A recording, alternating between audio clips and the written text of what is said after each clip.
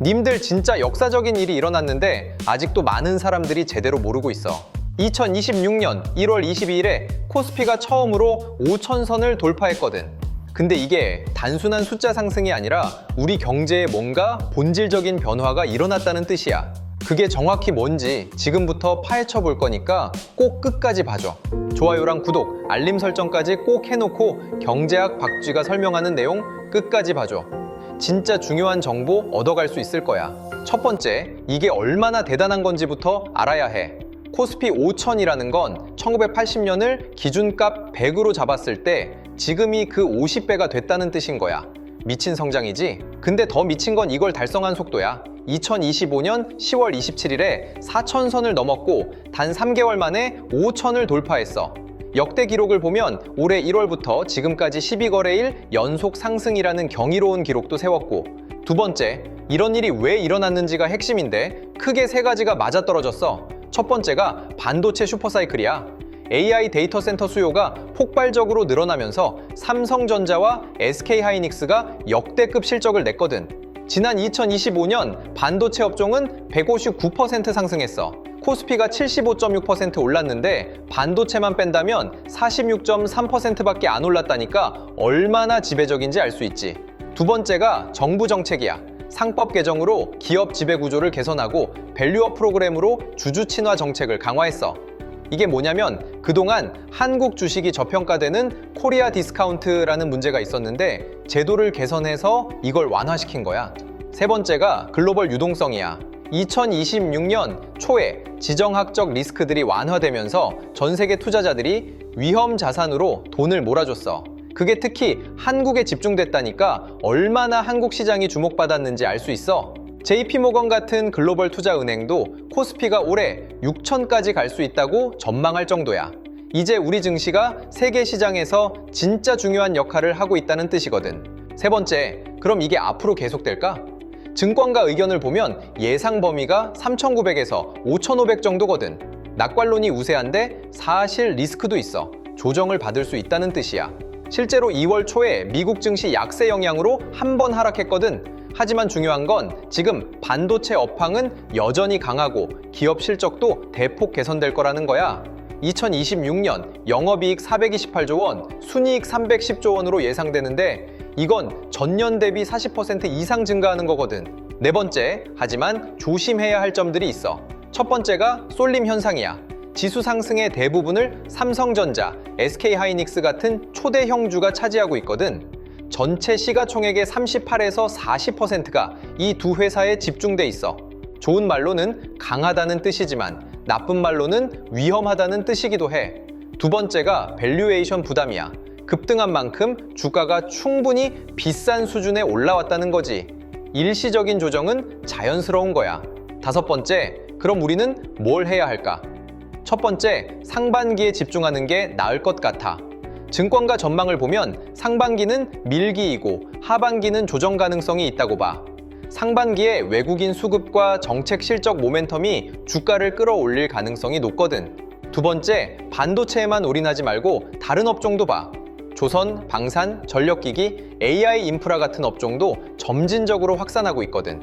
이런 업종들이 충격 완화제 역할을 할 수 있어. 세 번째, 장기 관점에서 봐. 단순한 지수 상승에 취해서 무리하는 건 위험해. 이게 진짜 한국 경제의 구조적 변화인지 지켜봐야 해. 정부 정책과 기업 실적이 얼마나 오래 이어질 수 있는지가 핵심이야. 마지막으로 정리하자면 코스피 5천은 반도체 업황 호황, 정부 정책 지원, 글로벌 유동성이라는 세 가지가 맞아떨어진 결과야. 앞으로도 상승세가 계속될 가능성은 크지만 단기 조정과 구조적 불균형을 고려해야 해. 상반기 강세, 하반기 변동성 확대라는 시나리오를 염두에 두고 투자하는 게 현명할 것 같아. 너무 낙관하지도, 너무 비관하지도 말고 균형 잡힌 관점으로 시장을 봐야 한다는 게 결론이야. 오늘 영상이 도움이 됐다면 좋아요, 구독, 알림 설정 꼭 해주고 경제학 박쥐 계속 지켜봐줘. 다음 영상에서 더 좋은 정보로 찾아올게. 그럼 다음 영상에서 보자.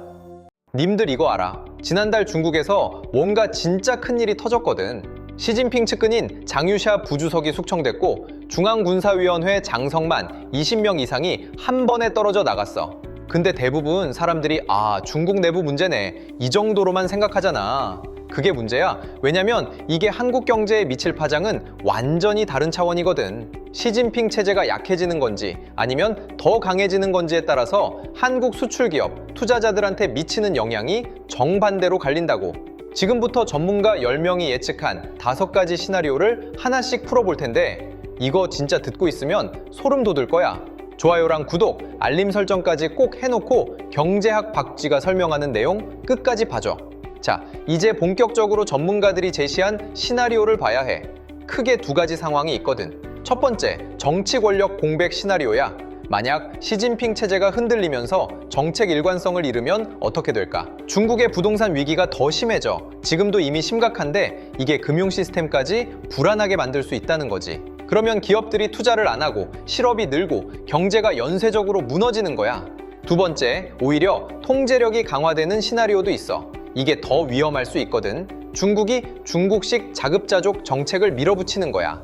2026년부터 2030년까지의 5개년 계획을 봐봐. AI, 반도체, 녹색에너지 같은 첨단 산업을 자기들끼리만 하겠다는 거지. 이건 한국 기업들에게는 악몽이야. 더 골치 아픈 게 올 3월부터 시행되는 개정 대외무역법이야. 이건 뭐냐면 무역 자체를 국가 전략으로 제정의한 거야.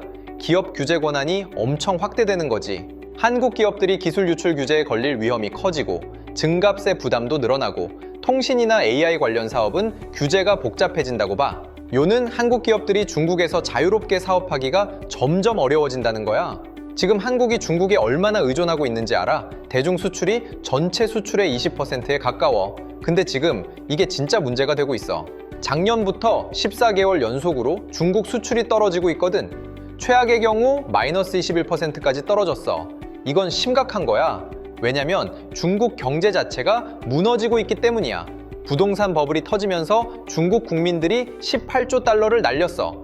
이게 얼마나 큰 숫자냐면 2008년 금융위기 때 미국이 잃은 돈보다 크다는 거야. 이러니까 중국 사람들이 소비를 안 하지. GDP 성장률도 계속 떨어지고 있어. 올해 4.5%, 2년 뒤엔 3.8%, 최악의 경우 2에서 3%까지 내려갈 수 있어. 근데 여기서 끝이 아니야. 중국이 산업 고도화를 추진하고 있거든. 반도체, 디스플레이 같은 중간재를 자급화하려고 하는 거야. 이러면 우리가 팔던 부품들을 더 이상 안 사주는 거지. 결국 한국 경제 성장률이 깎여 나갈 수밖에 없어. 다행히 우린 이미 회피를 시작했어. 2018년엔 대중 수출이 26.8%였는데 지금 19.5%까지 떨어졌거든. 하지만 이 속도로는 충분하지 않을 수도 있어. 이제 가장 위험한 시나리오야. 시진핑 이후 중국 내부가 불안정해질수록 그 갈등을 외부로 돌릴 가능성이 생긴다는 거지. 2025년만 해도 일본 예술인 공연을 강제 취소하고 히토류를 규제하면서 일본을 압박했잖아. 근데 이게 한국에도 똑같이 터질 수 있다는 거야. 사드 때 한알령 먹였던 것처럼 말이야.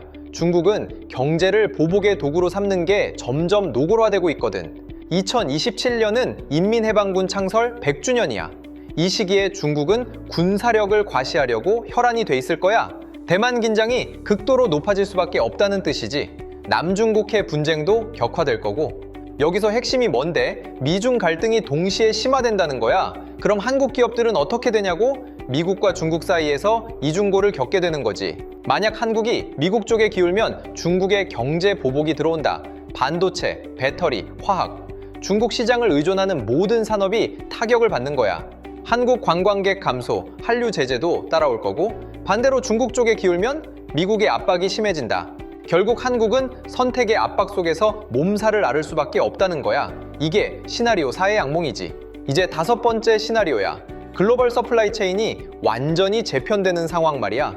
중국이 경제 위기에 빠지면서 저가 상품을 마구 쏟아내거든. 배터리, 태양광, 전기차 같은 핵심 제품들 말이야. 그럼 전 세계 시장이 중국 제품으로 넘쳐나잖아.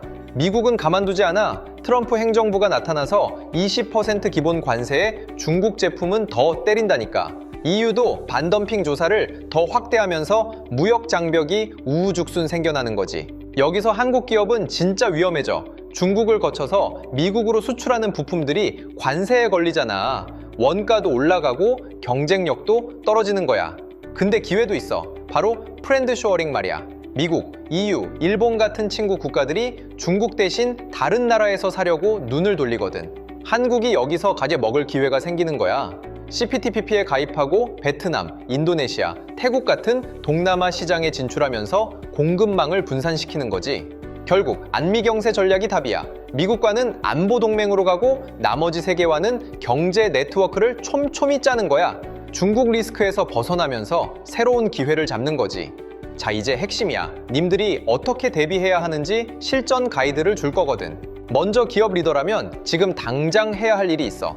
너네 회사가 중국에 얼마나 의존하고 있는지 정확히 파악해야 돼. 수출액, 원재료 공급, 생산 거점 전부 다. 그리고 즉시 공급망 다변화 계획을 세워야 한다니까.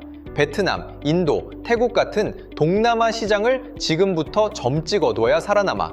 3개월 안에는 중국 법규 변화에 대응할 팀을 꾸려야 해. 법무, 세무, IT 보안 담당자들을 모아서 매월 점검하는 거야.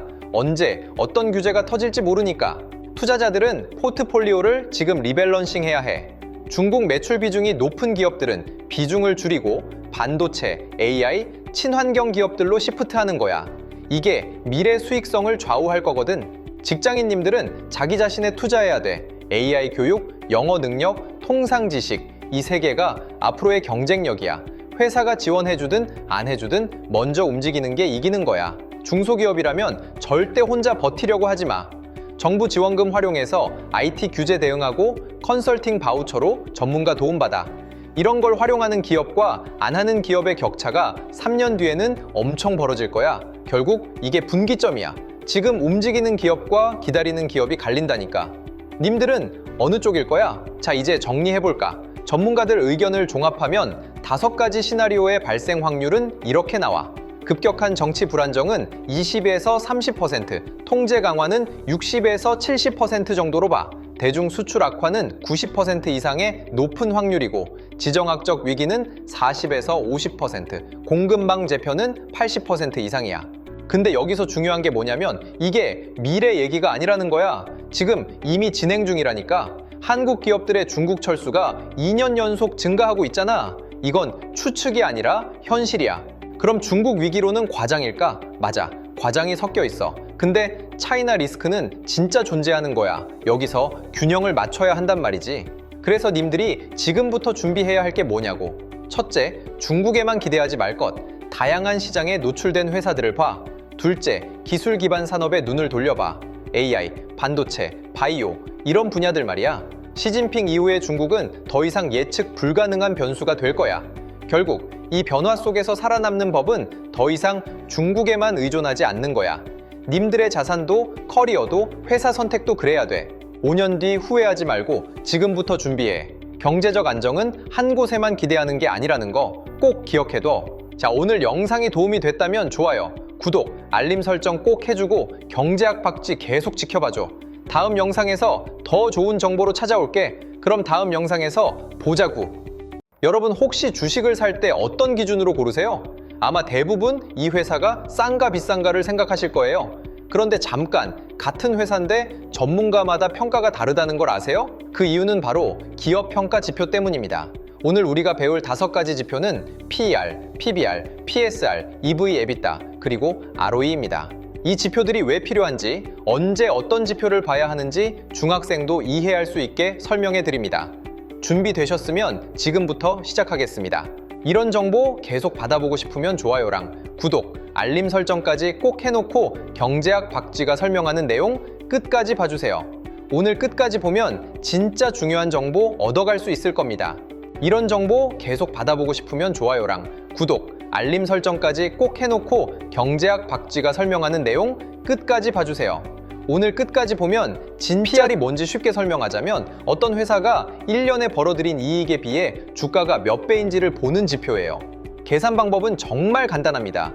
현재 주가를 주당 순이익으로 나누면 되거든요. 예를 들어 설명해 드릴게요. 어떤 회사의 주가가 10만 원이고 1년간 주당 순이익이 2만 원이라고 해봅시다. 그럼 PE는 10만 원을 2만 원으로 나눈 다소가 되는 거예요. 이게 무슨 뜻인지 아세요? 투자자들이 그 회사 1원의 이익을 5원의 가치로 평가했다는 뜻입니다. PR이 높으면 어떻게 될까요?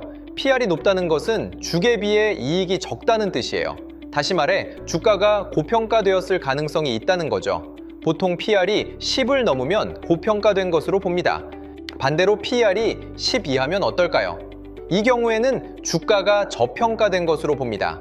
이익에 비해 주가가 낮다는 뜻이거든요. 마치 저렴한 가격에 좋은 물건을 사는 것처럼 저평가된 주식을 사는 것을 가치 투자라고 합니다. 그런데 PR을 볼 때 정말 중요한 팁이 있어요. 바로 같은 업종끼리 비교해야 한다는 거예요. 예를 들어 반도체 회사와 식품 회사의 PER을 직접 비교하면 안 된다는 뜻입니다. 각 업종마다 평균 PER이 다르거든요. PER이 높은 회사들을 보면 보통 어떤 특징이 있을까요? 바로 빠르게 성장하고 있는 회사들이에요. 미래에 엄청난 이익을 낼 것으로 기대되기 때문에 현재 주가가 높은 거죠. 이런 회사들을 성장주라고 부릅니다. 반대로 PER이 낮은 회사들은 어떨까요? 이미 많은 이익을 내고 있지만 앞으로 크게 성장할 것으로 기대되지 않는 회사들이에요.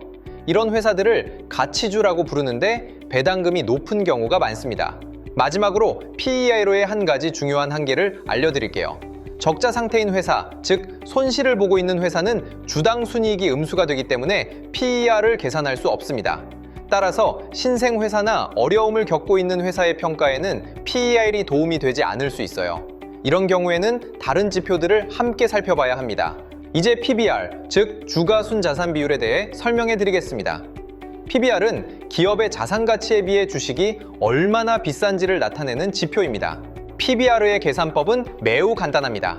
현재 주가를 주당 순자산으로 나누면 됩니다. 예를 들어 주가가 1만 원이고 주당 순자산이 1만 원이라면 PBR은 1이 됩니다. PBR이 1보다 낮다는 것은 매우 흥미로운 의미를 가집니다. 만약 여러분이 이 회사를 통째로 사들였다면 기업을 청산했을 때 투자한 돈을 모두 회수할 수 있다는 뜻입니다. 즉, PBR이 1 이하일 때는 기업이 저평가되었을 가능성이 높다는 신호입니다. 앞서 배운 PER과 PBR의 차이를 이해하는 것이 중요합니다. PER은 기업이 얼마나 많은 이익을 냈는지를 기준으로 평가합니다. 반면 PBR은 기업이 보유한 자산이 얼마나 많은지를 기준으로 평가합니다. 쉽게 말해서 PER은 얼마나 벌었는가를 보는 것이고 PBR은 얼마나 많은 자산을 가지고 있는가를 보는 것입니다. 이는 기업을 바라보는 관점의 차이라고 할 수 있습니다. PBR은 특히 어떤 산업에서 유용할까요? 바로 이익의 변동성이 크거나 큰 규모의 자산이 필요한 산업입니다. 반도체, 자동차, 철강, 조선, 금융업 같은 우리나라 대표 산업들이 여기에 해당합니다. 이런 산업들은 경기에 따라 수익이 크게 변하므로 PBR 지표가 특히 도움이 됩니다. 하지만 PBR을 사용할 때 한 가지 명심해야 할 점이 있습니다. 자산의 양만큼 중요한 것이 자산의 질입니다.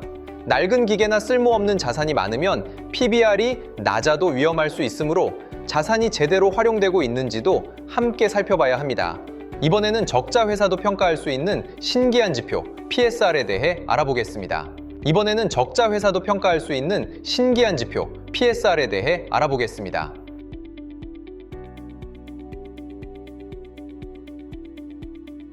쉽게 말해서 PSR은 매출 1원당 시장이 얼마나 가치를 매기고 있는가를 보여주는 지표입니다. 앞서 배운 PER과 어떤 점이 다를까요? PER은 기업이 얼마나 남겼는가, 즉 이익을 기준으로 기업을 평가합니다. 하지만 PSR은 기업이 얼마를 벌었는가, 매출을 기준으로 기업을 평가하는 거예요. 이것이 PSR의 가장 큰 장점입니다. PER은 이익이 없으면 계산할 수 없습니다. 하지만 PSR은 아직 적자인 회사도 평가할 수 있다는 거죠. 예를 들어 연구개발비가 많은 기술 기업이나 빠르게 성장하면서 아직 적자인 스타트업이라면 어떻게 될까요? 이런 회사들은 PER로 평가하기 어렵습니다. 이럴 때는 PSR을 사용하는 것이 훨씬 더 적절합니다. 실제 사례를 들어볼게요. 여러분도 알고 있을 새벽 배송 플랫폼 쿠팡이 있습니다. 쿠팡이 2021년 미국 나스닥에 상장할 때 어떤 방식을 사용했을까요? 바로 이 PSR 방식이었습니다. 당시 쿠팡은 아직 적자 상태였기 때문에 PER로 평가할 수 없었거든요. 하지만 PSR도 완벽한 지표는 아닙니다. 매출이 크다고 해서 반드시 이익도 크다는 보장이 없기 때문입니다. 따라서 PSR로 기업을 평가할 때는 반드시 매출 대비 수익성이 있는지를 따로 확인해야 합니다. 여러분, 이제 전문가들이 가장 신뢰하는 지표인 EV/EBITDA를 알아보겠습니다. EV/EBITDA는 어떤 의미일까요? EV는 Enterprise Value, 즉 회사를 통째로 인수할 때 드는 전체 비용을 의미합니다. 여기에는 주식뿐만 아니라 빚도 모두 포함되어 있습니다. 그렇다면 EBITDA는 뭘까요? 이것은 Earnings Before Interest Taxes, Depreciation and Amortization의 약자로 이자, 세금, 감가상각을 제외한 본업 중심의 현금 흐름입니다. 쉽게 말해 회사가 실제로 영업 활동으로 벌어들이는 순수한 수익이라고 생각하시면 됩니다. EV/EBITDA가 보여주는 것은 정말 간단합니다. 이 회사를 사면 영업 수익으로 몇 년 안에 투자금을 회수할 수 있을까라는 질문에 답하는 것입니다. 예를 들어볼게요. EV/EBITDA가 10이면 10년 안에 투자금을 회수할 수 있다는 뜻입니다. EV/EBITDA가 5면 5년 안에 회수할 수 있다는 의미죠. 당연히 숫자가 낮을수록 투자 기간이 짧아서 더 좋은 투자라고 볼 수 있습니다. 그런데 언제 EV/EBITDA를 써야 할까요? 서비스업이나 소프트웨어처럼 설비 투자가 적은 기업은 PER이 더 유용합니다. 하지만 제조업, 통신, 반도체처럼 초기 설비 비용과 감가상각비가 큰 장치 산업에서는 EV/EBITDA가 기업의 진정한 가치를 훨씬 더 정확하게 반영합니다. 투자할 때 기억해야 할 점이 있습니다. EV/EBITDA가 보통 10배 미만이면 저평가되었다고 봅니다. 하지만 이것도 업종별 평균과 반드시 비교해야 한다는 것이 정말 중요합니다. 통신사와 소프트웨어 회사의 평균이 다르기 때문입니다. 여러분, EV/EBITDA는 기업의 진정한 가치를 알기 위한 매우 신뢰할 수 있는 지표입니다. 지금까지 여러 가지 기업 평가 지표들을 살펴봤는데요. 이번에는 기업의 효율성을 보는 가장 중요한 지표인 ROE에 대해 설명하겠습니다. ROE는 Return on Equity의 약자로 우리말로는 자기자본이익률이라고 부릅니다. 쉽게 말해 기업이 자신의 돈으로 얼마나 효율적으로 돈을 버는지를 보는 지표라고 생각하시면 됩니다. ROE 계산법은 매우 간단합니다. 기업의 순이익을 자기 자본으로 나누면 되는데요. 예를 들어 자기 자본이 1,000만 원이고 순이익이 150만 원인 기업이라면 ROE는 15%가 되는 것입니다. ROE가 높다는 것은 기업이 자기 자본을 얼마나 효율적으로 운영하고 있는지를 보여줍니다. 일반적으로 ROE가 15% 이상이면 우수한 기업으로 평가받으며 이런 기업들은 주가도 높게 형성되는 경향이 있습니다. 반대로 ROE가 낮다면 기업의 실적이 좋지 않거나 기업이 속한 업종이 불황일 수 있다는 의미입니다. 따라서 주식에 투자할 때는 ROE를 꼭 확인해야 합니다.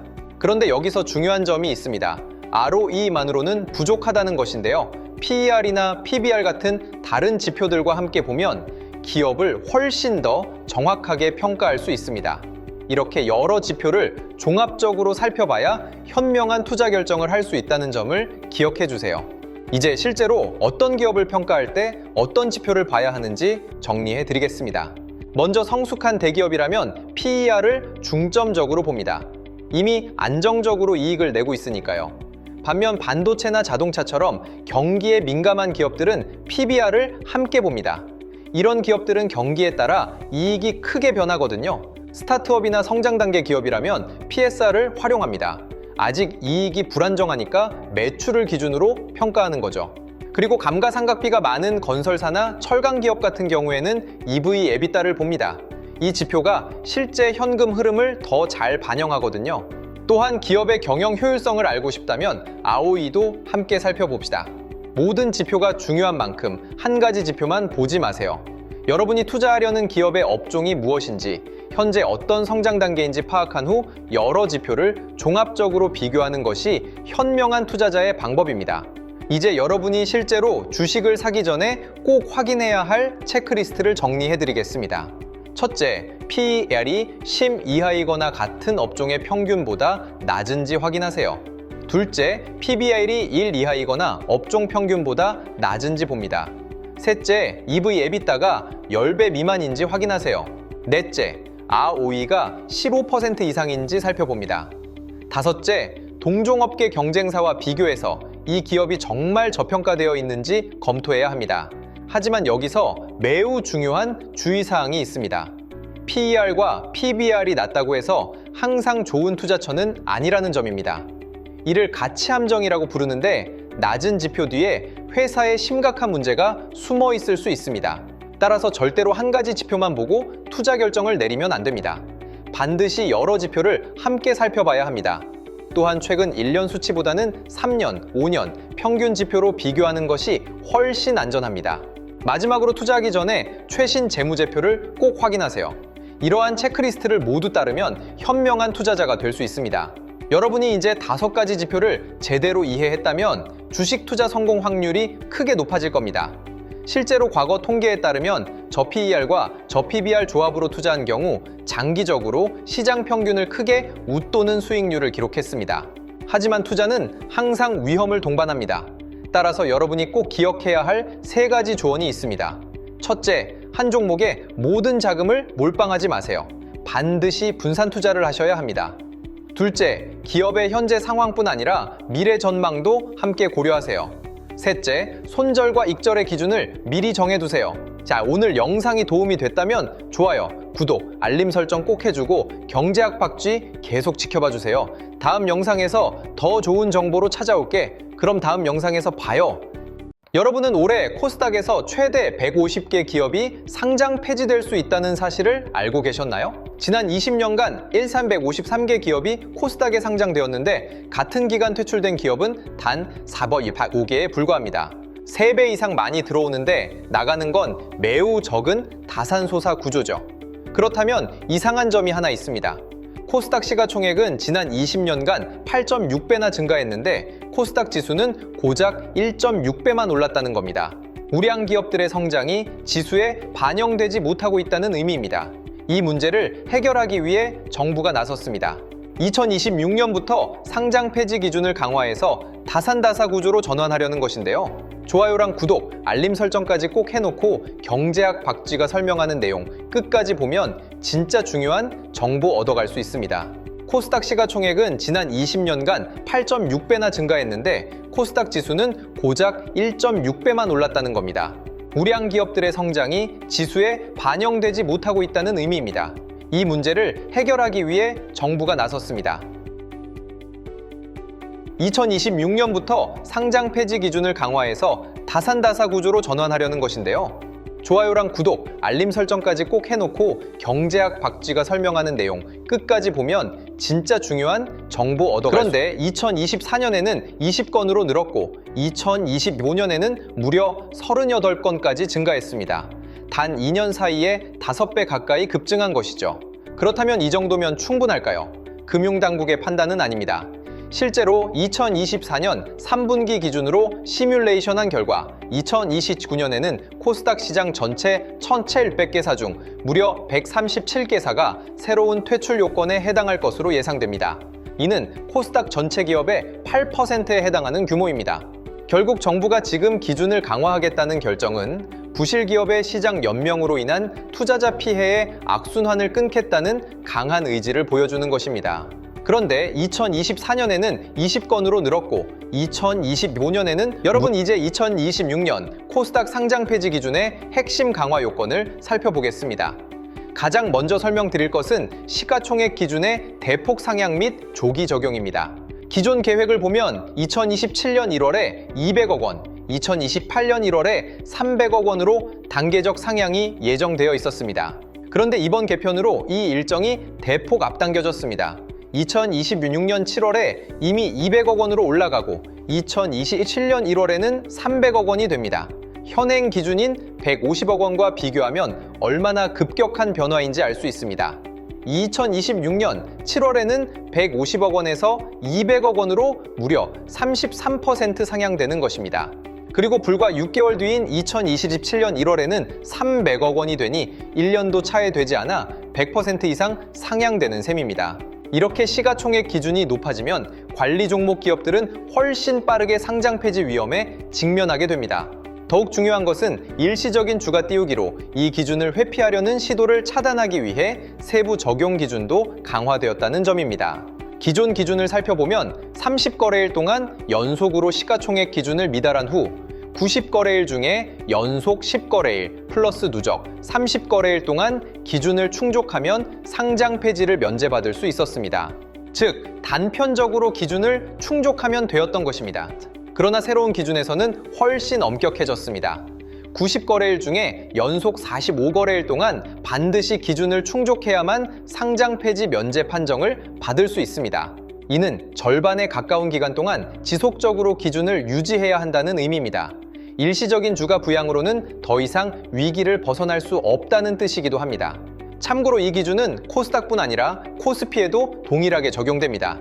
코스피는 2026년 7월에 200억 원에서 300억 원으로 2027년 1월에는 300억 원에서 500억 원으로 상향됩니다.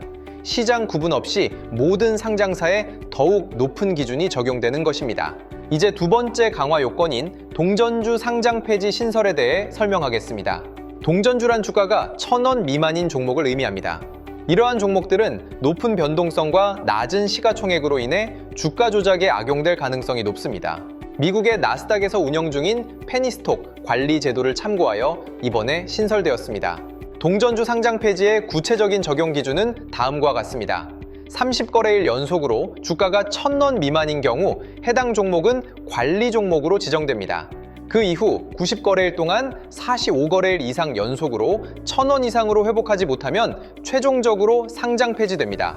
이는 기업에게 주가 회복의 기회를 제공하면서도 시장 질서를 유지하려는 의도입니다. 주목할 점은 기업들이 액면 병합으로 이 기준을 우회하려는 시도가 있을 수 있다는 것입니다. 이를 방지하기 위해 규정에는 병합 후 액면화 미만인 경우도 상장 폐지 요건에 포함되어 있습니다. 현재 코스닥에는 1,000원 미만의 동전주가 약 156개 존재합니다. 액면 병합을 포함한 우회 시도까지 고려하면 최대 130와파의 추가 종목이 상장 폐지될 수 있을 것으로 예상됩니다. 마지막으로 세 번째 강화 요건인 완전 자본 잠식 기준 확대를 살펴보겠습니다. 기존에는 사업연도 말 기준으로만 자본 잠식을 판단했습니다. 개정안에서는 방위 기준도 추가로 적용하게 되지만 방위 기준의 경우 기업의 계속성 등을 고려한 실질 심사를 거치게 되므로 일시적 손실로는 상장 폐지되지 않을 수 있습니다. 이제 네 번째 요건인 공시위반 기준 강화에 대해 설명드리겠습니다. 기존에는 최근 1년간 공시벌점이 15점 누적될 때 상장 폐지 심사 대상이 되었습니다. 그런데 2026년부터는 이 기준이 10점으로 더욱 엄격해집니다. 여러분, 5점 차이가 결코 작지 않습니다. 더 빠르게 상장 폐지 심사에 진입하게 되는 것입니다. 더욱 주목할 점은 중대하고 고의적인 공시 위반의 경우입니다. 이제는 단 1회 적발만으로도 바로 상장 폐지 심사 대상이 될 수 있습니다. 기업이 의도적으로 공시를 위반한다면 즉각적인 조치를 받게 되는 셈입니다. 감사의견 미달 기준도 강화되었습니다. 앞으로는 2년 연속으로 감사의견이 미달될 경우 즉시 상장 폐지 처리됩니다. 다만 회생이나 워크아웃 중인 기업은 제외됩니다. 절차 효율화도 함께 진행됩니다. 코스닥 실질심사 시 기업에 주어지는 최대 개선 기간이 기존 1년 6개월에서 1년으로 단축됩니다. 기업들이 개선할 시간이 6개월 줄어드는 것입니다. 심해 단계도 3단계에서 2단계로 축소되어 의사결정이 더욱 빨라집니다. 한국거래소는 이러한 강화된 기준을 효과적으로 운영하기 위해 집중관리단을 구성했습니다. 2026년 2월부터 2027년 6월까지 약 1년 5개월간 집중관리 기간을 운영할 예정이며 심사팀을 기존 3개에서 4개로 확대하고 인력을 10,000명 규모로 증원했습니다. 결론적으로 2026년 코스닥은 더욱 엄격한 상장 폐지 기준으로 기업들을 관리할 준비가 완료된 상태입니다. 공시위반, 감사의견, 의무보유인 등 모든 기준이 강화되었고 심사 절차도 빨라졌습니다. 이제 2026년 개편으로 인한 승자와 패자를 명확히 구분해 보겠습니다. 먼저 승자그룹입니다. 시가총액 300억 원 이상의 우량 기업들은 기준 강화로 더욱 안정적인 지위를 확보하게 됩니다. 또한 IPO 기준이 완화되면서 혁신 기업들의 신규 상장이 더욱 용이해질 전망입니다. 무엇보다 코스닥 시장 전체는 부실 기업들이 퇴출되면서 지수의 신뢰도가 크게 회복될 것으로 예상됩니다. 반대로 패자는 시가총액 150억 원대의 한계 기업들입니다. 이들은 신규 상장 기준 강화로 인해 상장 폐지 위험이 높아집니다. 특히 매출액이 부족하거나 공시 위반 벌점이 많은 기업들이 위험군에 속합니다. 여러분이 투자자라면 반드시 확인해야 할 체크리스트가 있습니다. 첫째, 보유 종목의 시가총액을 지속적으로 모니터링하세요. 최소한 200억 원 이상 유지가 필수입니다. 둘째, 시가총액 600억 원 이하라면 매출액 기준을 꼭 확인하세요. 셋째, 공시 위반 벌점을 체크하고 넷째, 최근 감사 의견이 적정인지 확인하세요. 마지막으로 주가 변동성이 심해 동전주로 전락할 위험이 없는지 관찰해야 합니다. 특히 주의할 점은 4분기 형식적 분식 거래입니다. 위탁 판매나 가공 거래로 매출액을 부풀리는 기업들이 있으니 이를 반드시 확인하세요. 이제 코스닥의 미래를 3가지 시나리오로 전망해 보겠습니다. 첫 번째, 낙관 시나리오입니다. 확률 60%로 예상되는데요. 부실 기업들이 정리되면서 코스닥의 신뢰가 회복되고 우량 기업들이 재평가받아 상승할 가능성이 높습니다. 이 경우 코스닥 지수가 3,000을 넘을 수도 있습니다. 두 번째, 중도 시나리오입니다. 확률은 30%입니다. 단기적으로 변동성이 확대되겠지만 6개월에서 12개월 후에는 시장이 안정화되고 투자자들의 신뢰가 점진적으로 회복될 것으로 봅니다. 세 번째, 약세 시나리오입니다. 확률 10%로 가장 낮습니다만 과도한 퇴출로 인한 단기 시장 충격이 발생할 수 있고 투자자 손실이 악화될 가능성도 있습니다. 다행히 정부는 긍정적인 보완책을 준비했습니다. KOTC의 새로 신설된 상장 폐지 기업부에서는 상장 폐지 기업들도 6개월간 거래할 수 있습니다. 이 기간 동안 성과를 개선하면 코스닥에 재상장할 수 있는 사다리를 만든 것이죠. 정부의 이러한 결단은 사회의 동맥 경화를 정리하려는 노력입니다. 단기적으로는 어려움이 있겠지만 이는 장기적으로 한국 자본시장을 훨씬 더 건강하게 만들 것입니다. 여러분, 한 가지 질문으로 마무리하겠습니다. 여러분의 포트폴리오는 이 변화에 준비되어 있나요? 오늘 영상이 도움이 됐다면 좋아요, 구독, 알림 설정 꼭 해주고 경제학 박쥐 계속 지켜봐 주세요. 다음 영상에서 더 좋은 정보로 찾아오겠습니다. 여러분, 혹시 이 뉴스를 보셨나요? 기아차 노조 전임자들이 28억 원의 임금을 못 받았습니다. 대기업 노조가 임금을 못 받다니 정말 이상하지 않나요? 대부분의 분들은 회사 실적이 안 좋아서겠지 라고 생각하실 겁니다. 하지만 여기에 놀라운 반전이 있습니다. 기아차는 매년 2,000명씩 퇴직하고 있는데 신규 채용은 겨우 300명에서 500명 수준입니다. 4배의 격차가 벌어지고 있다는 뜻입니다. 이것은 단순한 임금 문제가 아닙니다. 이것은 자동차 산업 구조 자체가 변하고 있다는 신호입니다. 오늘 영상에서는 노조 임금 분쟁의 뒤에 숨겨진 자동차 공장의 미래를 함께 살펴보겠습니다. 이런 정보 계속 받아보고 싶으면 좋아요랑 구독, 알림 설정까지 꼭 해놓고 경제학 박쥐가 설명하는 내용 끝까지 봐주세요. 현대차 노조가 놓치고 있는 핵심이 있습니다. 바로 자동차 산업 자체가 근본적으로 변하고 있다는 겁니다. 1990년대부터 시작된 자동화는 이제 완전히 다른 차원에 접어들었습니다. 그것이 바로 SDV, 즉 소프트웨어 정의 차량입니다. 지금까지 자동차의 가치는 엔진, 변속기 같은 하드웨어에 있었습니다. 하지만 이제는 달라집니다. 차량을 제어하는 소프트웨어가 자동차의 진정한 가치가 되는 거죠. 자율주행, OTA, 무선 업데이트, 인포테인먼트 시스템 같은 모든 기술이 소프트웨어 기반입니다. 이것들이 현대의 자동차를 정의하는 겁니다. 이제 조립공의 역할은 로봇이 대신합니다. 대신 그 로봇을 만들고 관리하는 소프트웨어 엔지니어의 수요는 급증하고 있습니다. 테슬라와 중국의 전기차 기업들은 이미 이 전략을 실행 중입니다. 이들은 조립 자동화에 투자하면서 동시에 소프트웨어 인력을 대량으로 채용하고 있습니다. 분석 기관들은 2029년이 되면 전체 자동차의 90%가 SDV로 전환될 것으로 예측하고 있습니다. 이것이 바로 조용한 혁명입니다. 파업으로 막을 수 없는 산업의 구조적 변화인 겁니다. 지금 세계 자동차 산업에서는 급격한 변화가 일어나고 있습니다. 테슬라의 오스틴 기가팩토리에서는 휴머노이드 로봇 옵티머스가 이미 제조 현장에 투입되고 있습니다. 복잡한 환경을 인식하면서 이동하고 배터리셀과 박스를 옮기는 등 실제 작업을 수행하고 있는 것입니다. 한편 중국의 샤오미는 베이징 전기차 공장에서 다크팩토리를 가동 중입니다. 다크팩토리란 사람이 거의 필요 없는 공장을 의미합니다.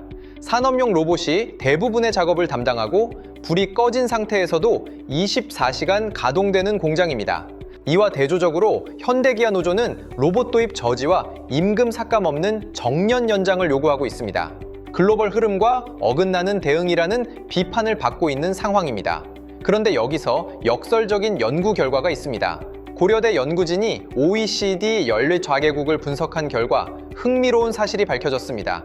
대기업 노조의 고용 보호 수준이 높을수록 노동시장이 경직될수록 기업들의 로봇 도입 속도가 더 빨라진다는 것입니다.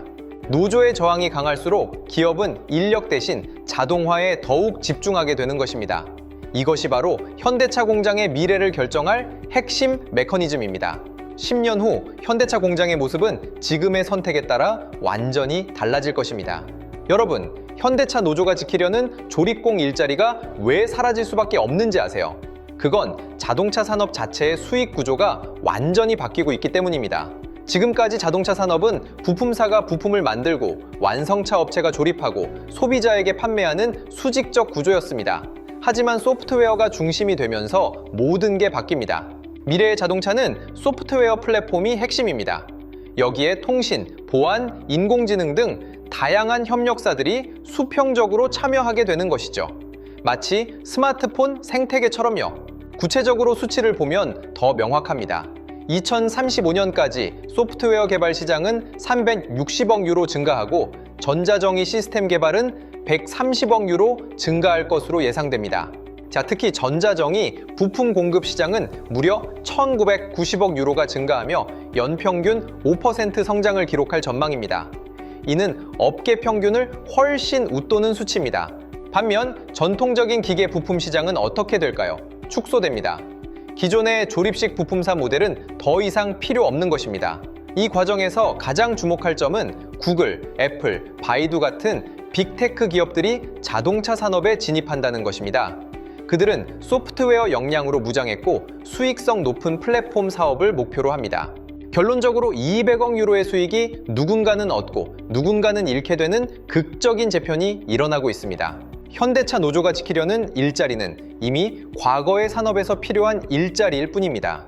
현대차 노조에 따르면 올해부터 2030년까지 정년퇴직 예정자가 1만 3,032명입니다. 이는 현재 전 직원 7만 5,137명의 18.3%에 해당하며 앞으로 5년 안에 전체 직원의 20%가 사라진다는 뜻입니다. 더 심각한 것은 기아차의 상황입니다. 매년 약 2,000명의 정년퇴직자가 발생하지만 신규 채용은 연 300명, 500명 수준에 그칩니다. 퇴직자와 채용자의 차이가 최대 4배까지 난다는 현실이죠. 이는 조합원 감소가 얼마나 빠른 속도로 진행 중인지를 보여줍니다. 조합원이 줄어들면서 조합비 수입이 급감합니다. 실제로 기아 노조의 가입률은 2021년 66.3%에서 2023년 57.9%로 떨어졌습니다. 조합비가 줄어들면 노조 간부의 임금 체불 사태까지 발생하게 되고 이는 다시 노조 조합원의 신뢰도 하락으로 이어집니다. 악순환의 시작이 아닙니다. 우리는 그 끝을 보고 있는 것입니다. 노조는 자신의 영향력을 유지하기 위해 더욱 강경한 투쟁을 벌일 수밖에 없는 상황으로 몰리고 있습니다. 여러분, 여기서 흥미로운 역설이 나타납니다. 전문가들은 노조의 강경한 행보가 오히려 공장 자동화를 더욱 가속화할 수 있다고 경고하고 있습니다. 고려대 연구진이 OECD 열출개국을 분석한 결과는 충격적입니다. 대기업 노조의 고용 보호 수준이 높고 노동시장이 경직될수록 기업의 로봇 도입 속도는 더 빨라진다는 것입니다. 현대차의 사례를 보면 이를 명확히 알 수 있습니다. 노조가 로봇 도입을 저지하려 할수록 현대차는 더 적극적으로 로봇 투자에 나서고 있습니다. 기업의 입장에서 생각해보세요. 높은 인건비와 강한 노조 저항에 직면하면 결국 그 비용을 피하기 위해 자동화에 투자하는 것이 더 합리적이 됩니다. 현대차는 125조 원 규모의 대규모 자동화 투자 계획을 추진 중입니다. 이는 단순한 효율성 추구를 넘어 전략적 필연성이 된 것입니다. 10년 후 자동차 공장의 모습은 지금과 완전히 달라질 것으로 예측됩니다. 현재의 노조 전략이 역설적으로 자신들의 일자리를 더 빨리 없애는 결과를 초래하고 있다는 점은 국내 제조업 종사자들에게 매우 심각한 메시지입니다. 지금부터 명확한 승자와 패자를 구분해 보겠습니다. 먼저 패자는 누구일까요? 기존의 조립공과 단순 반복 작업을 하는 제조업 종사자들입니다. 그리고 하드웨어 중심의 기존 부품사들도 큰 위험에 빠질 수 있습니다. 반면 승자는 명확합니다. 소프트웨어 기술을 보유한 기업들, SDB 플랫폼 기업들, 그리고 AI와 로봇 기술을 다루는 부품사들입니다. 현대차그룹이 투자해야 할 분야는 자율주행 소프트웨어, AI 칩셋 개발, 그리고 스마트 팩토리 자동화 시스템입니다. 반면 피해야 할 분야는 기존 내연기관 부품 개발과 저부가가 조립 공정입니다. 제조업 종사자 여러분께는 매우 현실적인 조언을 드립니다. 5년 안에 반드시 직무 전환을 시작하셔야 합니다. 프로그래밍, 데이터 분석, 로봇 유지 보수 등의 새로운 기술을 학습하는 것이 생존 전략입니다. 투자자 여러분을 위해 주목할 만한 기업 3곳을 소개하겠습니다. 첫째, 자동차용 소프트웨어 솔루션을 개발하는 부품사입니다. 둘째, 스마트 팩토리 자동화 로봇을 만드는 기업입니다. 셋째, 자동차용 AI 칩을 설계하는 반도체 기업입니다. 자, 투자할 때는 이 체크리스트를 확인하세요. 해당 기업이 SDB 시대에 진정으로 대비하고 있는가? 소프트웨어 인력을 충분히 확보했는가? 로봇과 자동화 기술에 실질적으로 투자하고 있는가? 이 3가지 질문에 모두 예라고 답할 수 있는 기업이라면 10년 후의 자동차 산업에서 승자가 될 가능성이 높습니다. 그렇다면 10년 후 자동차 공장은 어떤 모습일까요? 3가지 시나리오를 살펴보겠습니다. 첫째, 낙관 시나리오입니다. 확률 30%로 평가됩니다. 현대차 노조와 기업이 타협하면서 근로자들을 위한 재교육 프로그램이 진행됩니다. 소수의 고급 기술 인력으로 공장이 운영되는 미래입니다. 둘째, 현실 시나리오입니다. 확률 60%로 가장 가능성이 높습니다. 자동화로 인한 대량 실직이 발생하고 신규 고용은 거의 없습니다. 공장의 일반 근로자는 현재 수준의 3분의 1로 감소할 것으로 예측됩니다. 셋째, 비관 시나리오입니다. 확률 10%입니다. 테슬라나 중국 기업의 기술 발전으로 모든 일자리가 소실되는 다크 팩토리의 완전 실현입니다. 하지만 이것은 자동차 산업만의 문제가 아닙니다. 반도체, 화학, 철강 등 모든 제조업을 기다리고 있는 미래입니다. 여러분의 일자리는 안전한가요? 오늘 영상이 도움이 됐다면 좋아요, 구독, 알림 설정 꼭 해주고 경제학 박쥐 계속 지켜봐 주세요. 다음 영상에서 더 좋은 정보로 찾아올게요.